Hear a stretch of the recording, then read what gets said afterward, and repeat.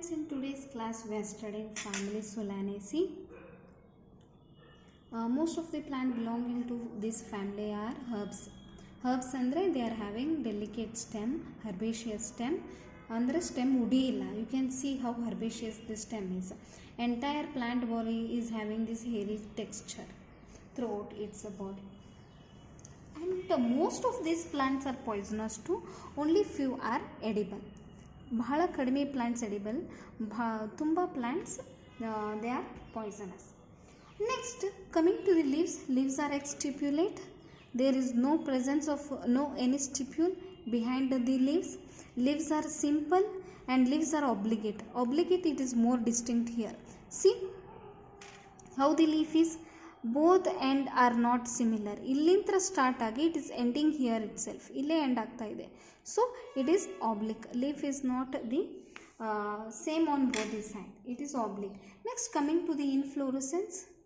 Inflorescence is cymose, solitary cyme. Here we can see calyx on the back, gamosepalous. It appears to be poly. At the base slightly it is fused. In most of the cases in this family, all the sepals are fused in condition, and even corolla is fused in condition. At the back, on the lower side of the corolla, we can find the fused condition. Fuse ಆಗಿರುವಂಥ corolla tube na ನಾವು ನೋಡಬಹುದು. Okay, here calyx and corolla both are 5 in number. Corolla is rotate.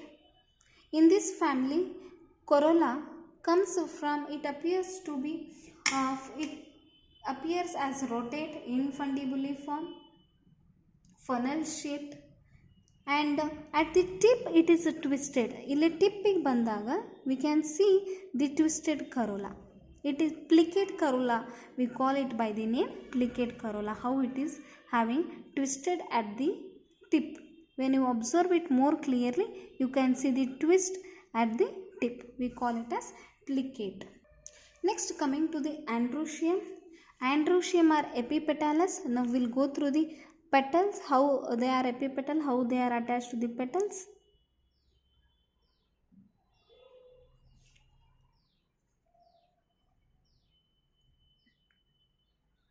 I will take different flower.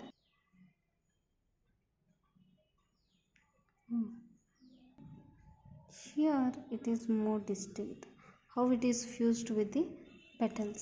Androecium, how they are fused with the petals, epipetalous in condition. And such kind of anthers were fused anther and filament. Both anther and filament both are fused. We call it as syngenesious. If both anther and filaments are fused, the dehiscence is from the pore.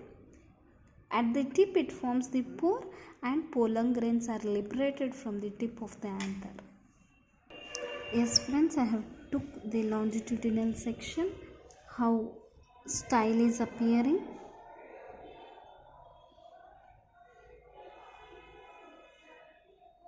Yes, now you can see it clearly. This is ovary, it is having exile placentation, and these are calyx. So it is superior ovary with bicarpellary exile estivation, and here comes corolla, and on to the corolla there are epipetalous stamens attached on this corollary, and next ovary is superior. Yes friends, now I have focused it in microscope. This is ovary, this is calyx. I have took the longitudinal section, and here comes bifid stigma, which surrounds, where the anther surrounds this style. Next to it, it is having corolla. You can see the TS of ovary now, which is showing exile placentation. Okay friends, this is all about Solanaceae family. This is a fruit of tomato, where calyx remains persistent even after the formation of the fruit. ovary is a slightly obliquely placed ovary we can see. Fruit is a berry most of the time. It differs from one plant to the another plant. It can also be capsule. By this it is very distinct that fruit developed is from superior ovary. So, due to the formation of the false septum, we can find two cells or more than two cells, 3 to 4 cells we can find when we are taking the section of this fruit or ovary.